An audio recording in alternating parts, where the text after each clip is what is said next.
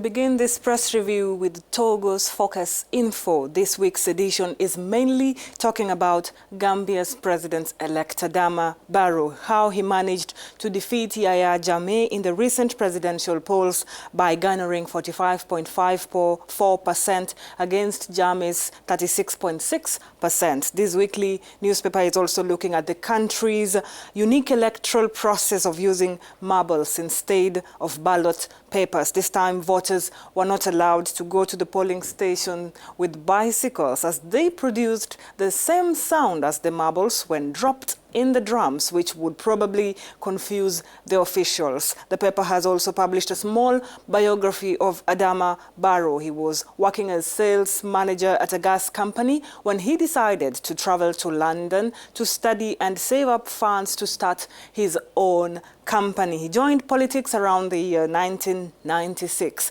and the primaries organized by the opposition in October this year enabled him to rise to the current position he has today.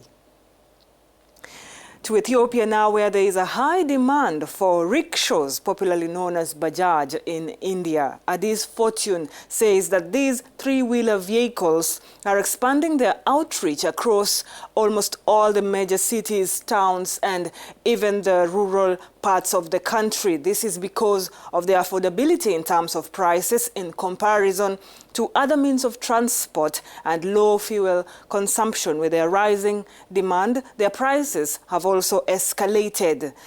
Tagro is a businessman who explained to the newspaper that 3 years ago, their prices ranged from 26,000 beer to 27,000 beer, but now he sells them at 92,000 beer.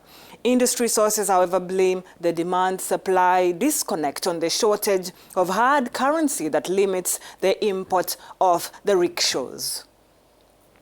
We finished this press review in Angola. Angop News Agency is talking about the start of the exploitation of phosphate in Cabinda in 2019. This is an announcement made by the country's Minister of Geology and Mining, Francisco Queiroz, when he visited the central zone of northern Cabinda province, where the exploitation is expected to take place. During a meeting with the provincial governor, Aldina Katembo, and other businessmen, he said he visited the place to make an exhaustive assessment of the progress made in complying with the government's strategy for the geology and mines sector. He assured that the ministry will work closely with the provincial government in order to keep a constant follow-up of the project so that they start quickly for the benefit of the province economy. That's it from me.